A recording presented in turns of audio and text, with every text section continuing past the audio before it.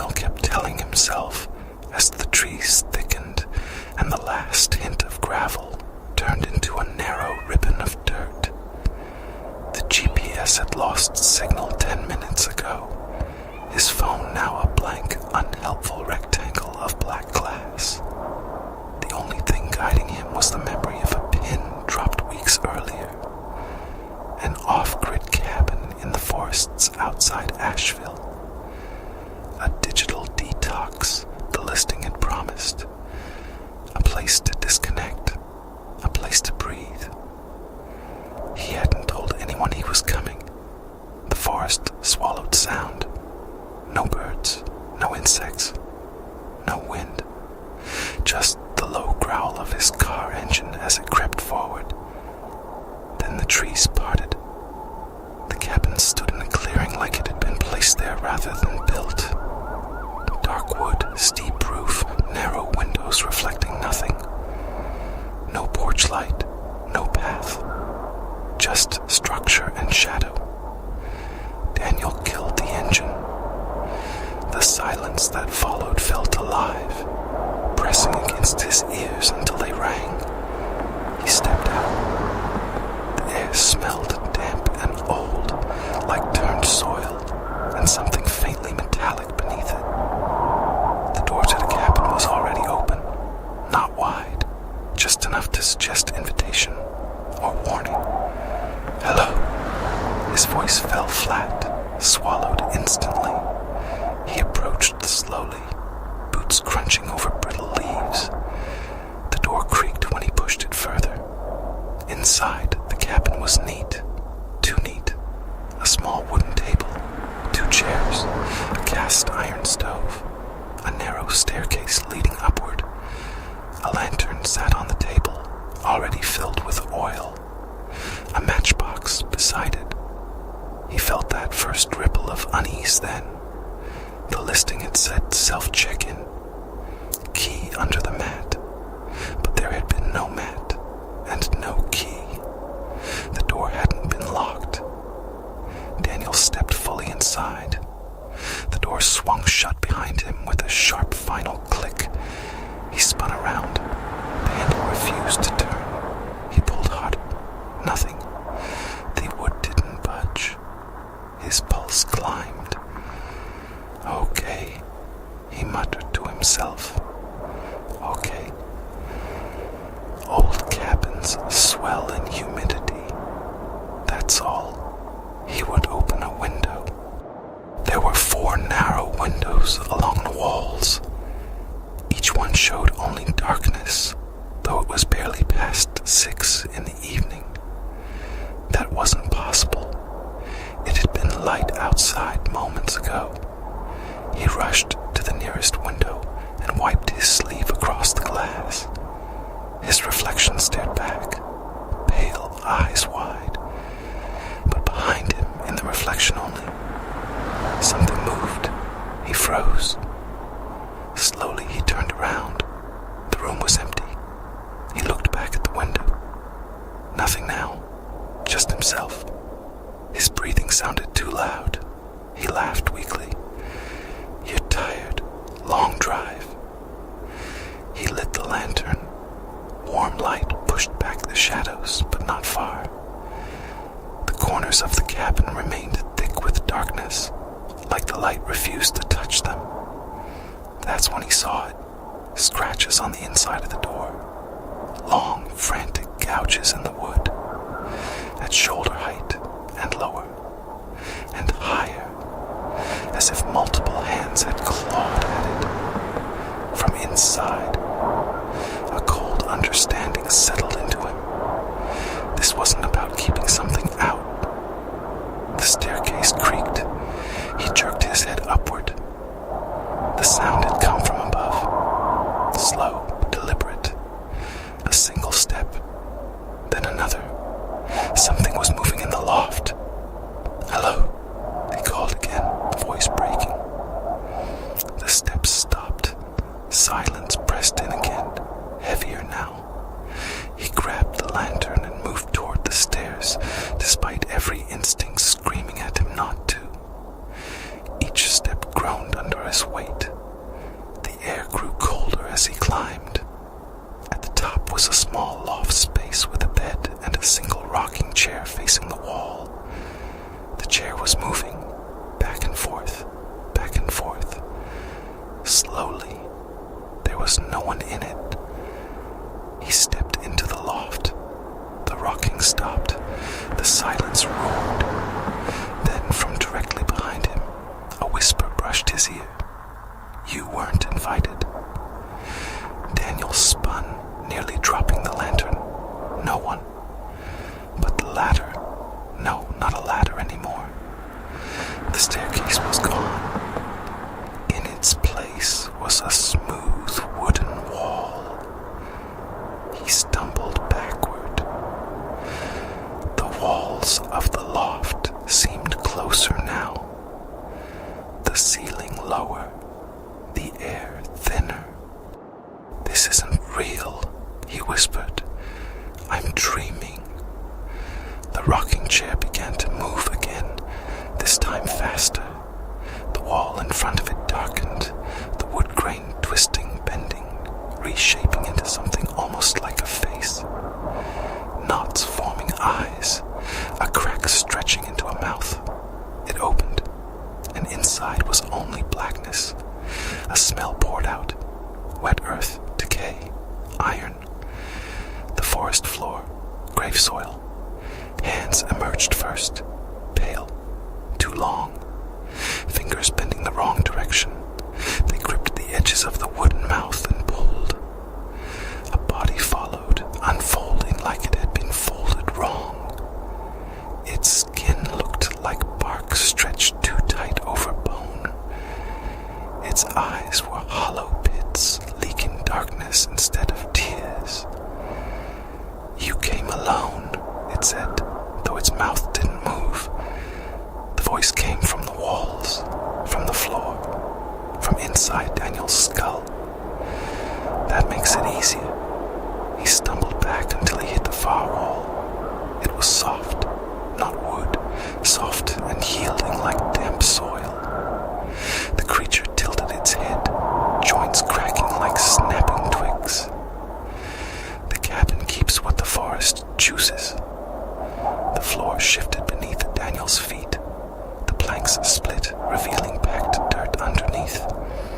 The lantern flickered violently. Shapes moved below the cracks. Hands, dozens of them, scratching upward. He ran toward where the stairs had been, pounding against the wall. "Let me out." The wall rippled under his fists.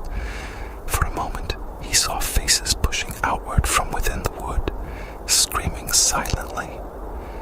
The creature stepped closer, movements jerky, unnatural. They all asked that. The hands burst through the floorboards, grabbing his ankles. He kicked, screaming, but more hands seized his wrists, his arms, his waist. They were cold and damp, nails packed with soil. They dragged him downward. The last thing he saw before the dirt swallowed him was the creature's hollow eyes widening in something like satisfaction. Then darkness, absolute. Silence returned to the forest clearing. Outside, the cabin looked undisturbed. Peaceful even. The door creaked open slowly. The evening light revealed nothing unusual inside. No scratches on a door. No split floorboards. No disturbed dirt. Just the small wooden table. 2 chairs, a lantern, and a matchbox. Waiting. An hour later, headlights appeared at the edge of the clearing. A woman stepped out of her car, glancing at her phone. "Finally," she muttered. No signal. She approached the cabin, frowning slightly. "Weird," she whispered. "The door's already open." The forest swallowed the sound of it closing behind her. The door shut with the same final click. Emily stood still for a moment, hand resting on the handle, waiting for her eyes to adjust. "Hello," she called softly, peering into the dim interior. The cabin looked staged, almost picturesque. A wooden table, 2 chairs, a cast iron stove, a lantern and a matchbox placed neatly in the center like props. The air felt dense, humid, and faintly metallic. She stepped inside anyway. The door sealed behind her with a low thud. She turned the handle casually at first, then harder. It didn't move. "You've got to be kidding me." She exhaled sharply, annoyed rather than afraid. Old wood, swelling hinges. She'd seen worse. She set her back down and moved toward the windows. Outside should have been early evening, the last of the light filtering through the trees. Instead, the glass reflected only darkness. Not the kind that comes with nightfall. This was depthless, endless black. No trees, no sky, no clearing, just void. Her reflection looked wrong. It lagged a fraction of a second behind her movements. When she lifted her hand, the reflection followed too slowly. When she blinked, it didn't blink at all. Emily stepped back, heart beginning to thud. "Okay," she whispered, her voice thinner now. She grabbed the lantern and struck a match. The flame flared to life, pushing shadows outward. But the shadows didn't behave. They stretched too long, climbing the walls like reaching fingers. They overlapped in ways that made no sense, and there were more of them than there should have been. She counted quickly. Table, chairs, herself. That made 4. There were at least 7 shadows on the walls. The staircase creaked overhead. She froze. "Daniel," she called instinctively, though she hadn't expected anyone to be here. The name had slipped from her mouth without permission. She didn't know any Daniel. The air shifted. A soft, dragging sound moved across the loft floor. Then silence. Emily swallowed hard. "I'm not alone," she murmured. The words didn't feel like fear. They felt like recognition. She climbed the stairs slowly, lantern trembling in her grip. Each step groaned like something in pain. The loft came into view. A narrow bed, a rocking chair facing the wall. It was still. She stepped fully into the space. The temperature dropped instantly. Her breath fogged faintly in front of her. The wall the chair faced looked warped, the grains spiraling unnaturally. "This place," she whispered. The rocking chair moved, just once. A slow backward tilt, then forward. Emily's chest tightened. "No," she breathed. The chair began rocking steadily, back and forth, back and forth. She circled slowly, trying to see if something pushed it. Nothing. When she reached the front of the chair, she stopped cold. It wasn't empty. A faint indentation pressed into the seat cushion, as if someone invisible sat there. The air above it shimmered. The impression deepened. The chair creaked louder, faster. Then it stopped abruptly. The indentation remained, and 2 faint handprints appeared on the armrests, pressing downward. "You shouldn't have come," a voice said gently. Not from the walls, not from the air, from the chair itself. Emily stumbled back. "Who's there?" The lantern flickered violently. The warped wall behind the chair split down the center with a splintering crack. Darkness bled from the opening like liquid shadow, and from within, something unfolded. It was tall, too tall for the loft ceiling, its spine bent sideways at an impossible angle to fit the space, limbs elongated and retracted like jointed branches. Its skin resembled wood grain, bark-like ridges layered over sinew. Its face had no clear features, just shifting grooves and knots that rearranged constantly.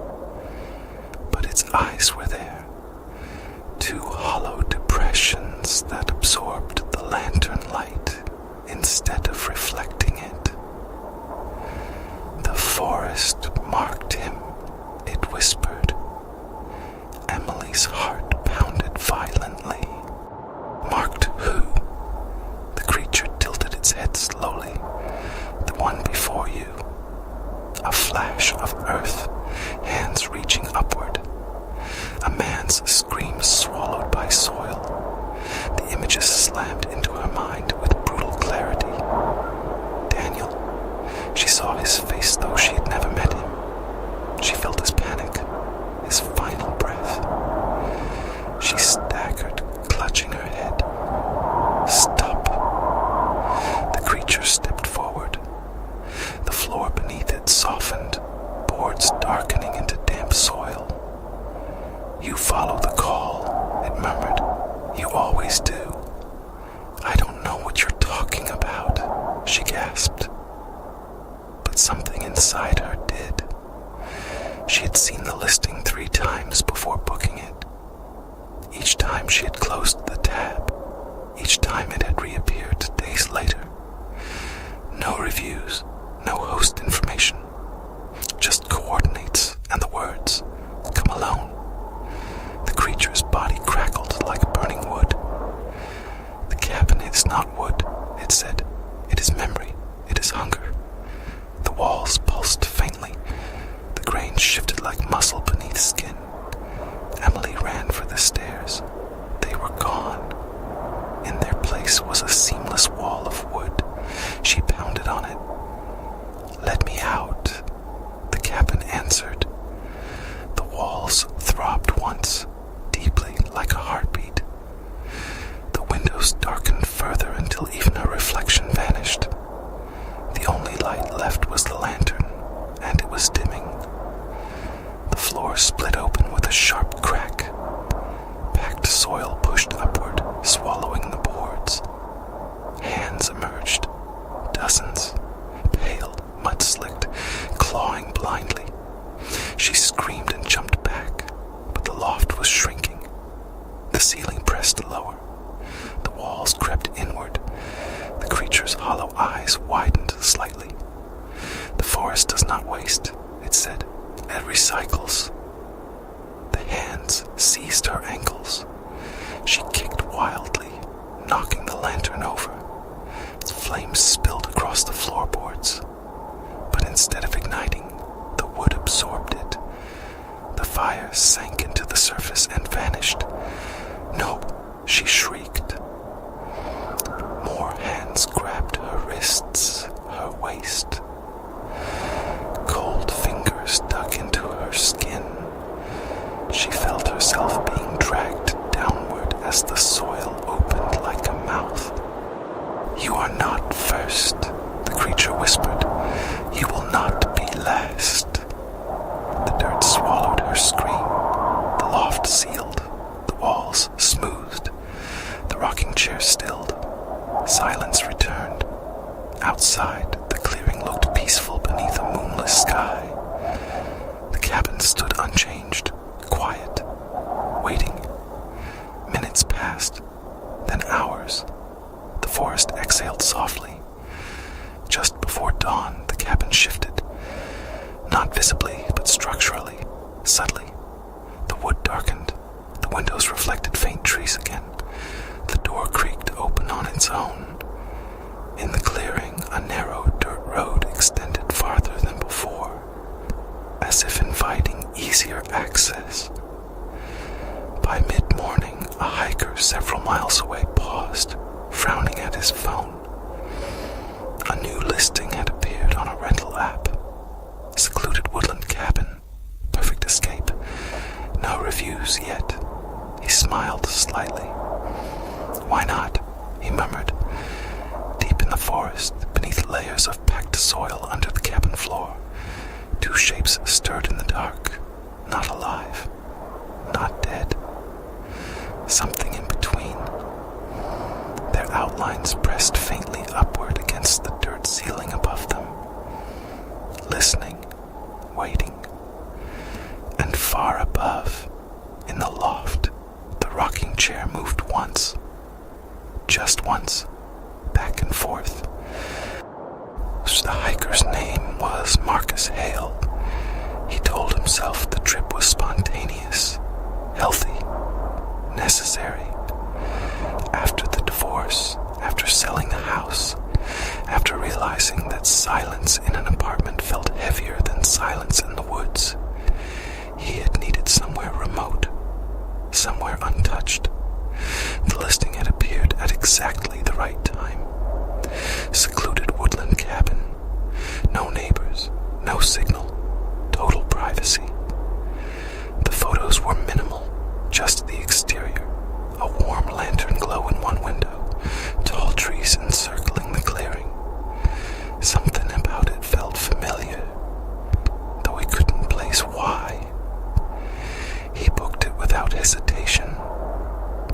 3 days later, he stood at the edge of the clearing, backpack slung over one shoulder. The cabin looked exactly like the photos. Dark wood, steep roof, narrow windows, peaceful, still. Perfect, Marcus muttered. The air felt cooler inside the clearing, but he welcomed it. He liked cold. Cold felt clean.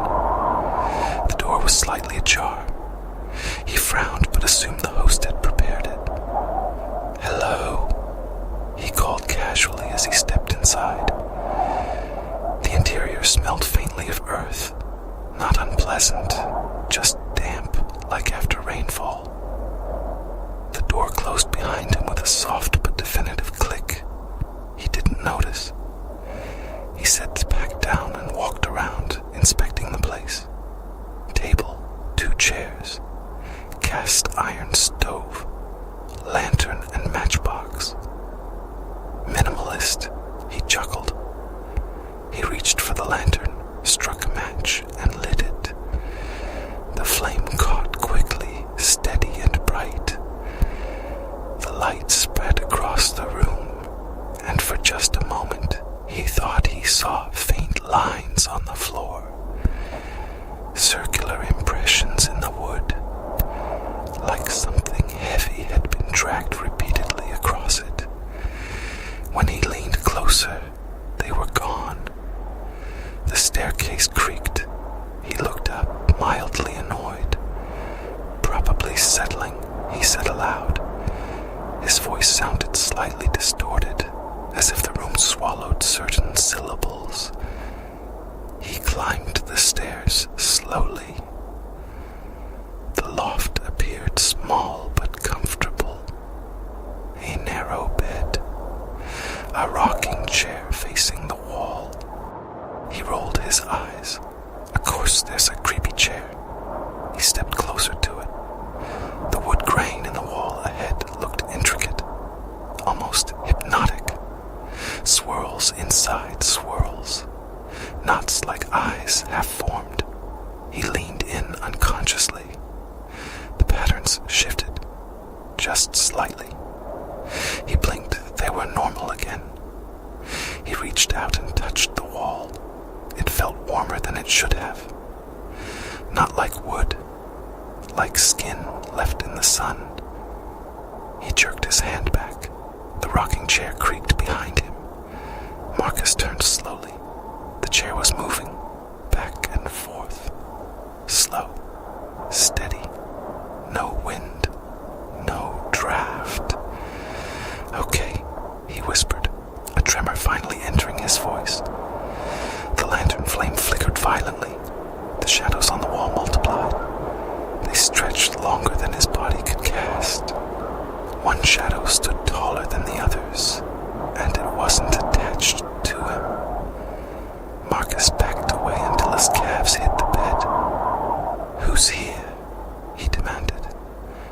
The rocking stopped. Silence pressed in from all sides.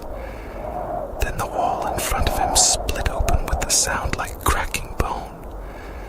Darkness poured out.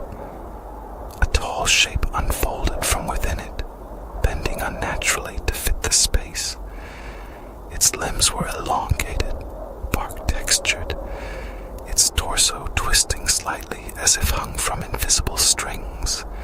Its face shifted constantly, grooves and knots rearranging into half-formed features before melting again. But its eyes remained fixed. Two hollow depressions drinking in the lantern light. Marcus couldn't move, couldn't breathe. The creature tilted its head slowly. "You carry loss," it murmured. The voice seemed to vibrate through the wood itself. Marcus shook his head. "Stay back." The floor beneath him softened. The planks darkened, grain dissolving into soil. Cold dirt pressed against the soles of his boots. "Loss feeds deep," the creature whispered. "Regret roots well." Hands burst from the floor, mud-caked, pale, desperate. They clawed at his legs.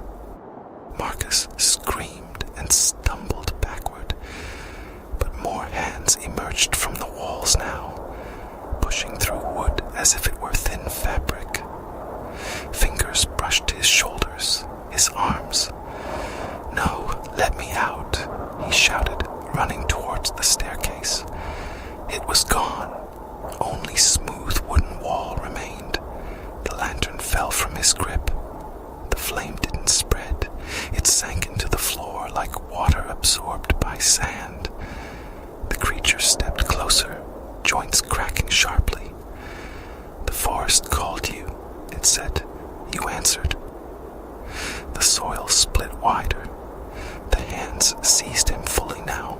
Wrists, ankles, waist. He thrashed violently, kicking free one leg only to have two more hands grab it.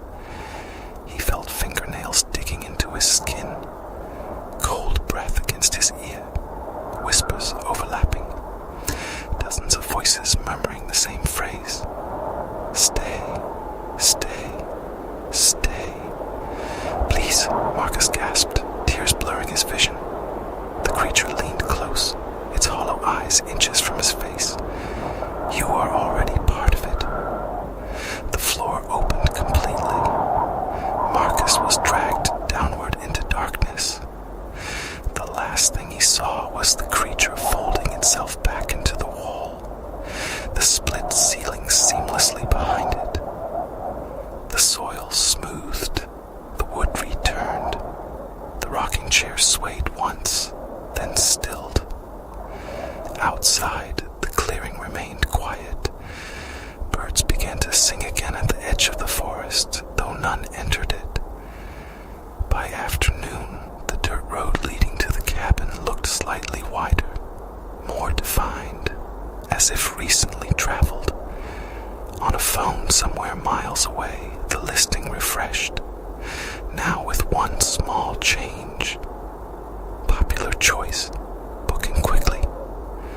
Deep beneath the cabin floor, three shapes now pressed upward against the packed earth ceiling. Listen.